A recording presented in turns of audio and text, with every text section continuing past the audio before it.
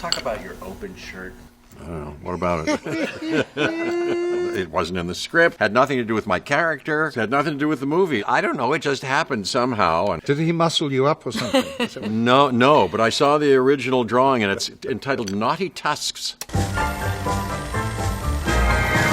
Welcome to an exclusive conversation for Vanity Fair. We're going to tell the story of how we made a movie called Jurassic Park 30 years ago. And possibly about how we reunited once again for this movie called Jurassic World Dominion. It's coming out this summer. I think... Run from The run. Mr. Hammond, I think we're back in business. Yeah. That's my favorite. I think that whole sequence, it was the most fun I had with Steven. He loved choreographing this idea of you're in this circumstance, it's going to be really terrifying, really scary, and then the climax is you succeed, and then you fall back, and then something terrifying happens. Mr. Arnold. No, it's such a relief, but oh my God, it's the worst, most horrific thing ever. And then you throw yourself back, but then you know you're going to be okay. You're going to make it another.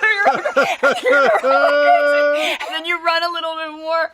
Then you slam it shut, and I want you to cry hysterically. Cry, scream, let it. People don't. They're not heroic in these moments. And then you're going to run as fast as you ever have, like a marathon. We're training you for 8 weeks, and then suddenly we did the whole thing in like one master. But on the first take, am I hearing laughter? Have I gone crazy? No, maybe it's just you needing to be in the moment that's going to be so sad. No, you're really hearing laughter. Laura, you're hearing people laughing hysterically.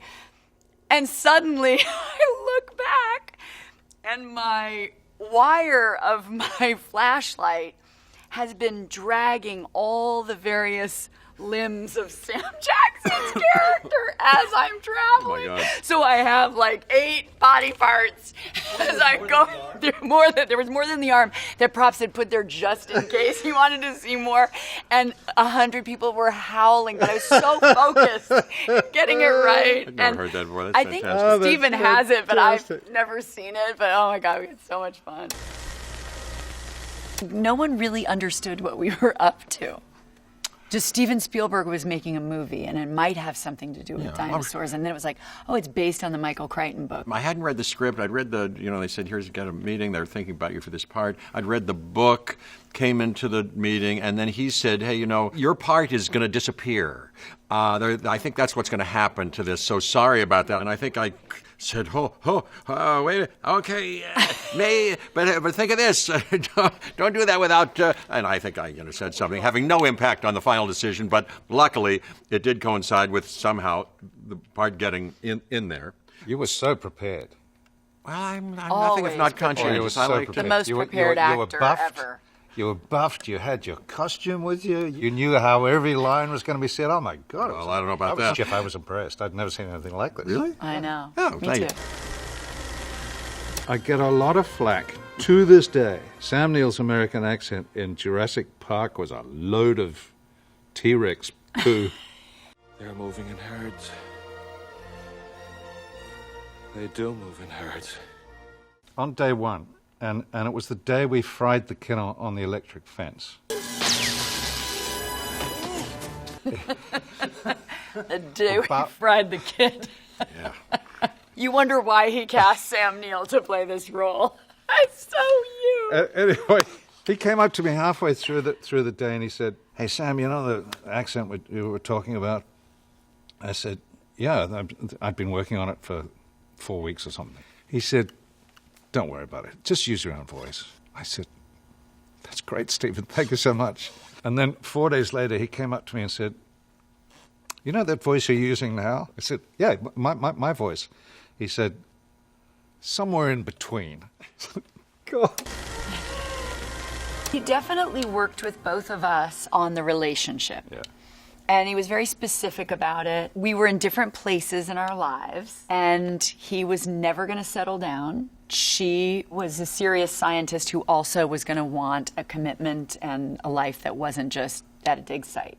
I think his trying to figure out how we do that, also given that we wanted the character to be somewhat of a feminist within this rather male-dominated construct of the action movie and adding dialogue that supported her being a badass feminist, and and so that was important to me and to Stephen. So those were our conversations, which I really appreciated. We didn't rehearse, everything was in the moment. He loved us trying things.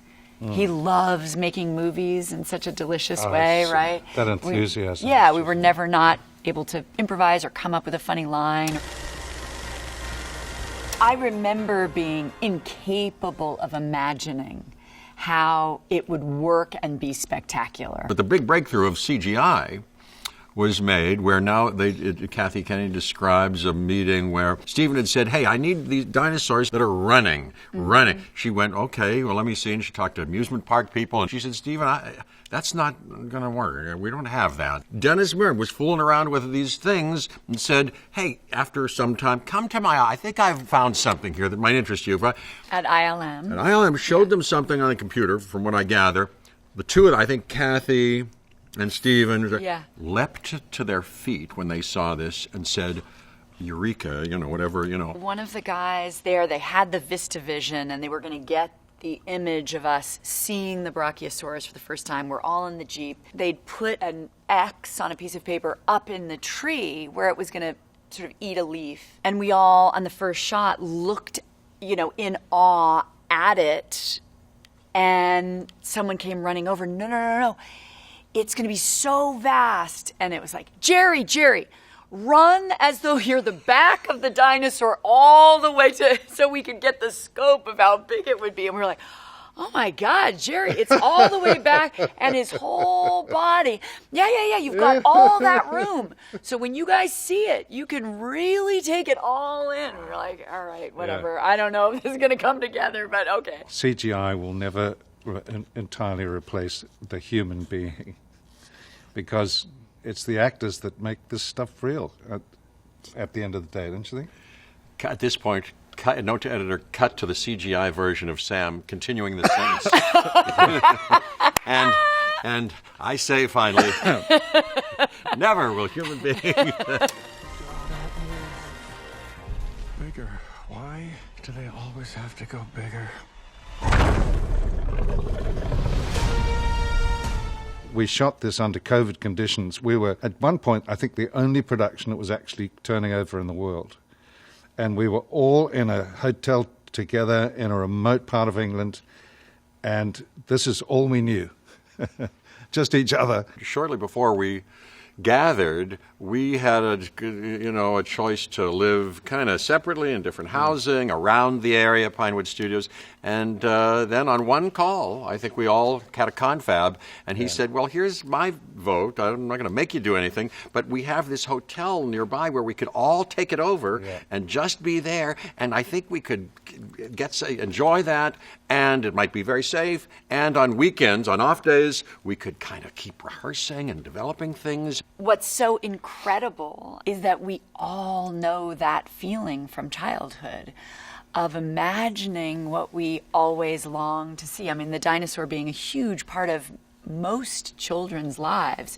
And so I think for all of us to bring whatever it is for us as actors, that childlike, desperate longing for your dream to come true. Yeah, and if there's any evidence of, for me, it's this right now. It's this moment right now. Here we are, entangled with each other in a delightful way right now with you and doing this. Yeah. I find that very magical, and how great, Thank you, Vanity Fair. Thank you, Vanity Fair. Thank you, Vanity Fair.